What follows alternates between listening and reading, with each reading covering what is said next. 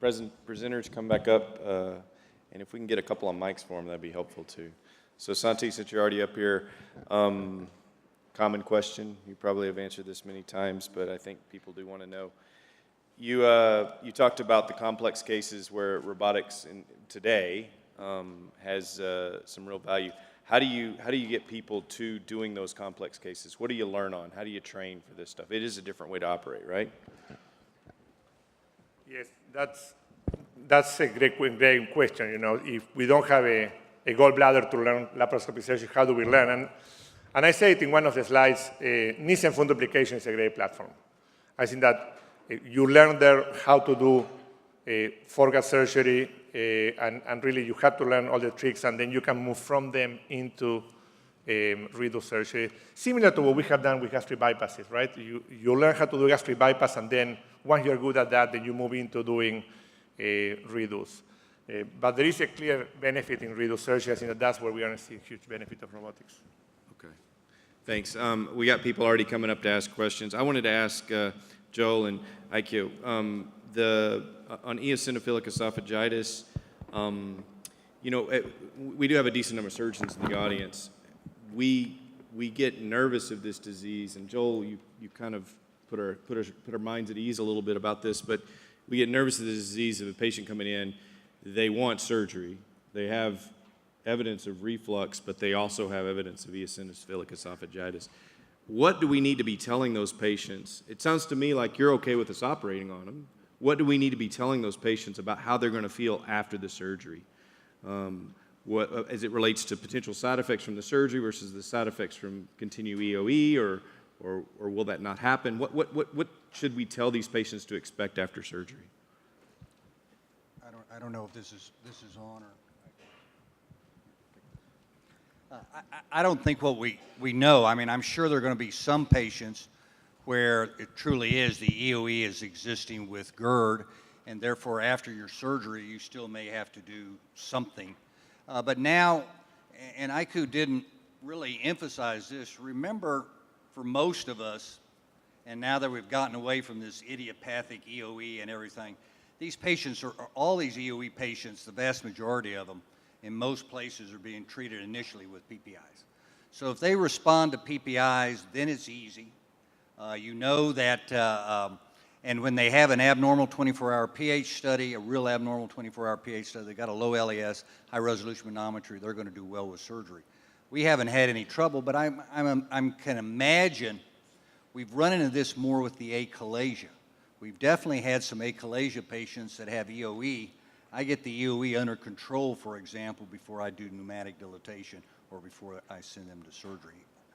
Aiko may have had some experience. Aiko, you have anything to add about, any way to temper expectations with these patients? No, I would agree with Joel's comment. Generally, I don't think EOE is a contraindication to foregut surgery. The two caveats are, one is, have you controlled the EOE before you go into the surgery? That makes it a lot more comforting to know that you've gotten the inflammation under control with medical therapy, PPI, steroid, or dietary elimination. The second thing is, if the patient is ready to declare themselves as having a severe phenotype of disease, that narrow caliber esophagus, that would give me some pause. If they've already gone on to progressive disease, they've got a 5-millimeter esophagus, then I'd be concerned about doing something like bariatric surgery. They probably shouldn't have bariatric surgery at that point, but some of the anti-reflux operations, if you're going to induce a fundoplication or something that's going to narrow the esophagus, and already narrowed esophagus, that would be a problem. The other part of that is there's an unknown natural history of this disease. We talk about this being a progressive fibrostenotic disease, which the studies have suggested after a 10-year time period, you go on to a pretty narrow caliber. So if that's the natural history of the disease, when it's untreated, again, that I think behooves us to try to get the disease into remission before you undergo an elective operation. So you implied in your talk as well, like, that maybe we're not catching this well because there's more to it than just the mucosa. Do we need to be doing different diagnostic testing? Do we need to be doing submucosal biopsies, or is there something to look at these more aggressive forms of the disease? No, I think it's just paying attention that the biopsy is only giving you a scratching the surface of this disease. So I think it really comes up in patients with persistent symptoms after you think you've given them the appropriate therapy and their biopsies are normalized.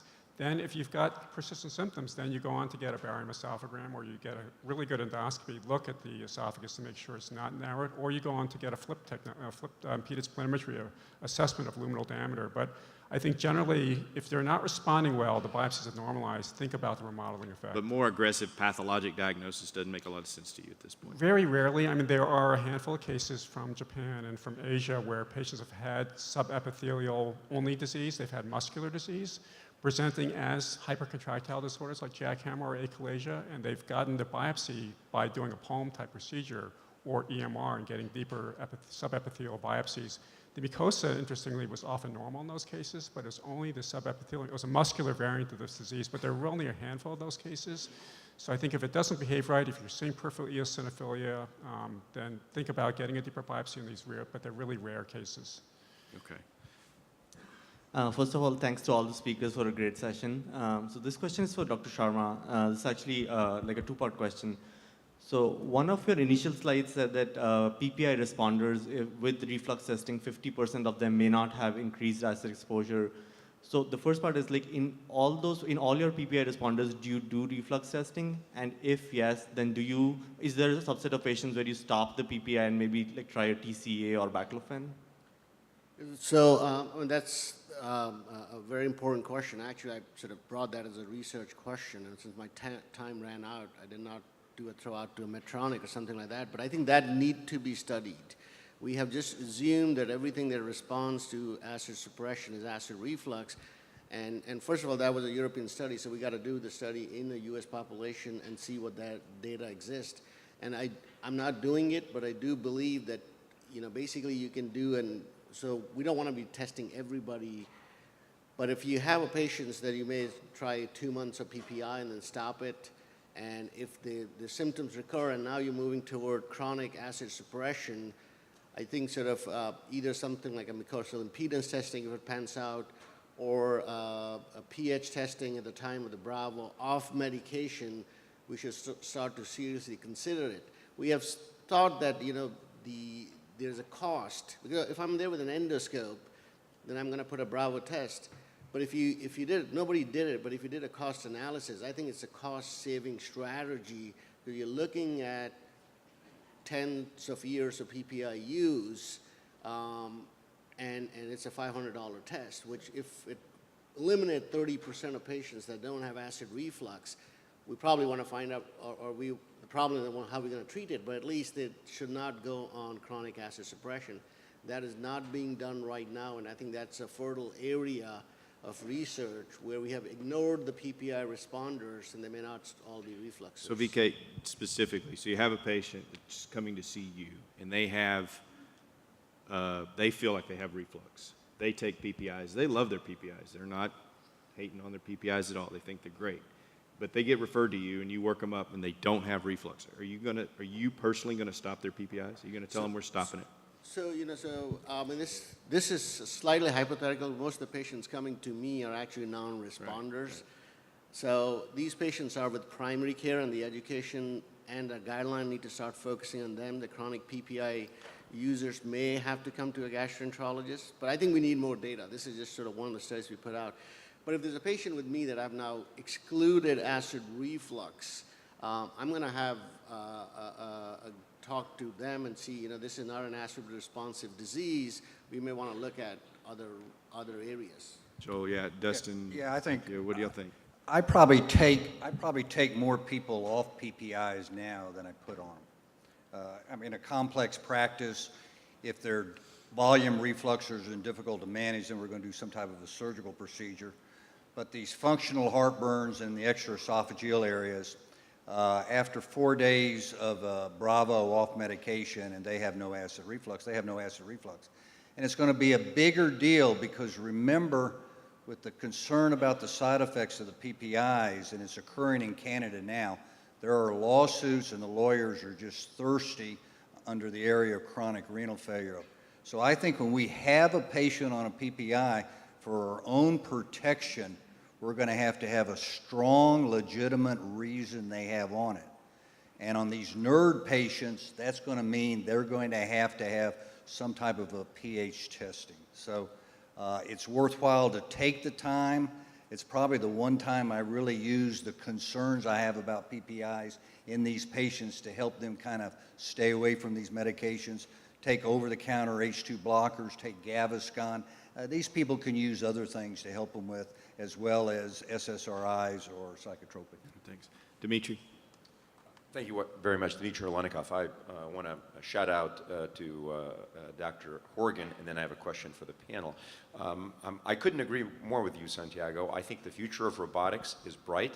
I think what's going to help the Foregut community to bring reproducible, excellent outcomes is going to be technology, whether it's in the form of devices that are displayed in this room or the robots that are going to put it in.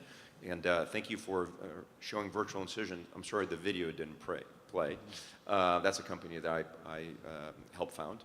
But the question for the panel is, my gastroenterologist often will send me a patient who has a positive 24-hour impedance pH study for symptoms and non-acid reflux, but they don't have a hiatal hernia. They don't have any other indications for surgery, and they want my opinion as to what to do with them. So what do you counsel those types of patients?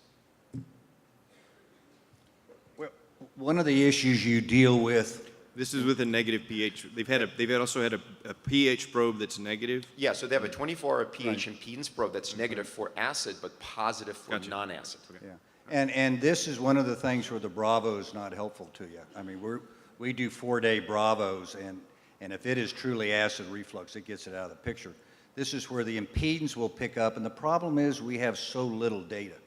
And like anything, I'm much more comfortable, and my surgeon's much more comfortable. We like to have those building blocks put together. A little bit of weak acid reflux may drive symptoms, but I like to see a low LES pressure. I like to see other things going on. And there is some anecdotal evidence about these people with weak acid potentially responding to surgery. If someone forced the issue, I think we would operate, but we wouldn't necessarily give them the strong guarantee that you can with acid reflux.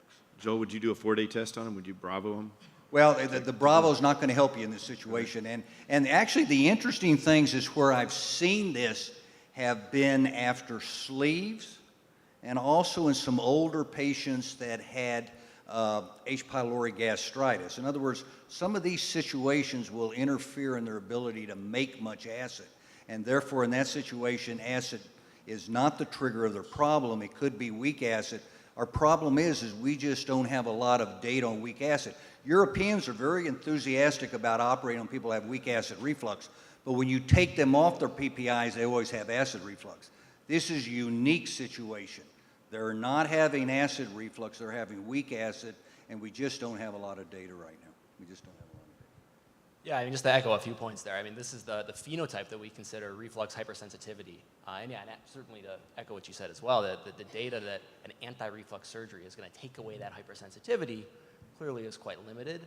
I actually think that doing the extended wireless pH test in this setting can be helpful because you do see some of that day-to-day variability, and perhaps they're sensitized from some of the acid reflux that you did not detect on your 24-hour pH test. So there may be a role to extend that monitoring period and maybe see something that you have missed in a Dustin, 1 day. are they hypersensitive to nothing, or are they hypersensitive to something we're not measuring? I mean, if it's a test off of PPI, I mean, you're kind of getting at the bile reflux. Right. component. So do you believe in that? Is that? I mean, It's a hard thing to believe in. It really does take a leap of faith almost. These are a group of patients that really are super high sensitive, but they do have a little bit of reflux because everybody has acid. But in them, they hyperreact, and we just don't touch them because you want to do an instant application, and they're going to be bloated post-op and with the same symptom. Yep, exactly. Yeah, you sometimes trade a set of problems for another. So clearly it's a complicated group at times, and and probably going down maybe the more hypersensitivity route, TCA, hypnosis, something like that, maybe at least a starting point if you have that kind of scenario coming to you in your office. But it's a small group. Okay, so functional heartburn means all of your studies are negative and you have absolutely no relationship between the symptoms and what's refluxing back up. This is not technically reflux hypersensitivity. in the sense that There's correlation. it really is the weak acid. They do have, these are the ones that might have an increased amount of weak acid reflux. They push the button 12 times, and each time it is reflux on the impedance test. You can't make that diagnosis with Bravo. And they're consistent. So they are hypersensitive to acidity that wouldn't cause problems with us. The question is whether or not to operate on them, put them on a psychotropic agent, settle down their anxiety issues that they might have, because the surgery is probably the most aggressive. And kind of like your upright refluxers, they don't do quite as well with anti-reflux surgery as ones with bipositional that have bad esophagitis. I suspect they're also going to have more side effects too from their operation, but that's a guess. We just don't know. Just one comment to follow up on that. I'd just be a little bit careful about what symptom you're interrogating. If it's heartburn or chest pain, that might fall into this hypersensitive category, but if it's regurgitation, I think there could be good correlation there. And I think myself, I'd be nervous about sending a patient to a fundoplication purely based on SAP or symptom data. I'd want to do the study off therapy to show that they do have underlying reflux. But if they were regurgitating and had good symptomatology, that would make a good regurgitation, then story you're more that- comfortable. yeah. Gotcha. Over here on the left. Yeah, police is from Robotics. I have a question for Dr. Carson. You've commented a lot on a nice overview of the diagnostic capabilities. Can you comment on the therapeutic possibilities like endoscopic dilations where you could be more user independent, have a more control, targeted DCI, and the fluid will do it on its own, or the diagnostic advantages outside the esophagus, like outflow obstruction with surgical anastomosis or gastric pouch that is not emptying. We have anecdotal experience on using this in outflow obstruction, and EndoFlip seems to help there. Do you think that's a potential that technology will have? Yeah, absolutely. I think that EndoFlip applications in the gastric pylorus, yeah, surgical anastomoses, and even in the anal rectum, there's some promising data there. I'm a clinical esophagologist, so I don't see those patients and haven't personally applied it, but certainly some use there and certainly some promise and potential as well. So it'll be interesting to see where the flip story goes in those non-esophageal applications. To address the use of the dilating balloons, and that's the EsoFlip balloon as opposed to the EndoFlip balloon, which is purely diagnostic. So yeah, so different material that's a little more rigid and actually can apply that therapeutics. I think it's a very cool use of the technology. You get that real-time shape of the esophagus, can really help localize it and position it across an area of narrowing like the esophagogastric junction. And so yeah, it does provide that extra assurance of appropriate positioning. In some ways may open up the realm of doing pneumatic dilation and achalasia without fluoroscopy. Also does allow doing some of the kind of middle range dilations. I certainly have some patients who are not quite ready to go all in and dilate to 30. And I like stopping at 25 millimeters, taking a look and making sure there wasn't maybe some peptic injury that we didn't detect early on. And even I've stopped a few cases because you see a pretty substantial mucosal break at that point, and I don't know, maybe have saved some perforations. So yeah, like a lot of things in FLIP, this is a newer component, and where it really falls in our toolbox for treating will be sorted out, but but it's definitely a cool use of the technology. Dustin, are you at the point now where you feel EndoFlip can be used when you're looking at a pre-op patient, potentially who's going to get surgery? We're trying to just figure out, most of the data we're looking at is esophageal motility. Are you comfortable enough with EndoFlip to not do a manometry if you need to know they have good motility before you do a procedure on them? Yeah, and I think that you're talking about kind of the pre-anti-reflux surgery arena, and it's a little bit of a tough one right now. You're not there yet? Not quite there yet. I think from an excluding achalasia standpoint, it's beautiful. I mean, we've had a lot of untreated achalasia patients. Essentially, none of them have. But relying on that motility data exclusively, you're not quite at that point yet. Yeah, like I said, ruling out achalasia, beautiful. Knowing that you have adequate peristalsis to tolerate an anti-reflux procedure, that's a next step, but we're getting there. Okay. Maybe not quite yet. All right. Hi, I'm a practicing clinical gastroenterologist here in Las Vegas. This is a question for Dr. Aranu. For my patients with eosinophilic esophagitis, what is a conservative dilatation protocol? How do you do it? What do you use? What size do you use? And number two, what is a maintenance medical program that you use? Do you do steroids each day? Do you do it twice a week? Do you do it on demand? So, yeah, there is no guideline for what is conservative dilation. I think Joel and I have both published what we do in our clinical practice, which is actually quite similar. So basically, you do your best to guesstimate the initial diameter, and you go a couple of millimeters beyond that. And what I do is I tend to look down after each savory passage. After 1 or 2 millimeter savory passages, I'll look down and see if I've gotten disruption. I stop once I see disruption. Once it's a big tear like I show in those pictures, I don't keep going after that. So I use the asthma gauge when I've achieved my desired response. If I don't see a disruption, I'll go and do more dilation. But I stop once I see it. It could be 1 millimeter, it could be 4 millimeters. It depends on, so I don't follow the rule of threes, I follow when I see disruption. For the maintenance strategy, it depends on what you've used for initial induction therapy. If you use steroids, then I try to reduce the dose down over time. If I use diet, I keep eliminating the food that you've identified. Most commonly it's milk, and I keep them on a milk elimination diet.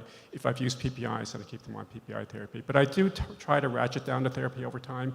So as I bring the patient back for their yearly follow-up, or then I'll try to bring their dose down of their steroid or PPI to see if they tolerate a lower dose. So the range of sizes that you oftenly end up in. Yeah, the end target, again, I think trying to target getting to that 16 or greater millimeter, I think is a good target. There have been studies showing food impaction risks goes up if you have an under 17 millimeter esophagus. It doesn't go to 0, but it goes down substantially. So I think targeting that 16 to 17 millimeter diameter is a good one. But where you start depends on how tight it is. If you have a 4 millimeter esophagus, you can't go to 17 on that first. You're going to probably have a problem after that. So I think the few problems they've had perforations from dilation that were reported. I think as in people were following the old guidelines and just going aggressively with a dilation and not appreciating that this disease is transmural. There's a higher risk for disruptions of the wall. So I think that if you go conservatively, I don't think there's a high risk of perforation. Your study showed about just under 2.5 dilations. Is that, in your practice, is that You mean how many dilation sessions per does it patient? take? Per patient? It all depends on where they start. Again, So ranges, could it be it's- 1 to? The average is about 2. About But 2. it depends. Some people required 5 or 6. Some have required 1. Thank you. Stephen? Steve Lees, Dallas, Texas, surgery. Thank you, great panel. I do want to bring it back to the endoflip because I heard you, and you mentioned exactly what my anxiety is about motility with the endoflip is. You're not assessing a swallow, you're assessing the diameter. And so my question really is, what role does the swallow have in peristalsis then? Because to me, you have to swallow, you open the UES, you start at the esophageal body, peristaltic wave, the LES relaxes. If we're just putting a bolus distally and trying to judge the motility, patients don't have dysphagia when they're not swallowing. They have dysphagia when they're trying to eat something. So I know it's new technology, we're really trying to find a place for it, but I just want to know kind of your, exactly what the swallow role is. Because, I have residents and I watch them try to see the GE junction, they just blow air, and the esophagus keep contracting. And so I don't think that's a good way to judge motility. The DI and all that stuff I totally believe in, but I just thought I'd ask what you think swallowing has to do with dysphagia and our relationship with motility. Thanks. Yeah, and I think it's kind of this underlying question of the difference between primary peristaltic function and its role in dysphagia and secondary peristaltic function and its role in dysphagia. And secondary peristalsis has been shown to be abnormal in patients with acid reflux. It's been shown to be abnormal in patients with non-obstructive dysphagia. But obviously, if there are the neuromuscular mechanisms in place to allow good primary peristalsis, it would stand to reason that those mechanisms also may be associated with positive secondary peristalsis and appropriate secondary peristalsis too. And where the actual breakdown is when we do see this disconnect between normal primary peristalsis and potentially abnormal secondary peristalsis is something that we need to sort out and see kind of what neuromuscular mechanism is abnormal there. And that's, I think still in this realm, when we see normal secondary peristalsis, primary peristalsis is almost always also intact there. And so, I think that's just where it lies for now, and hopefully have some more answers in the not too distant future. Thanks. So we're going to wrap up. I appreciate all the panelists and discussions. Thank you. All right, guys, right after this, we're heading straight up the stairs for lunch. There's a presentation for lunch. We're reconvening back here at 1:05, 1 o'clock, right back here.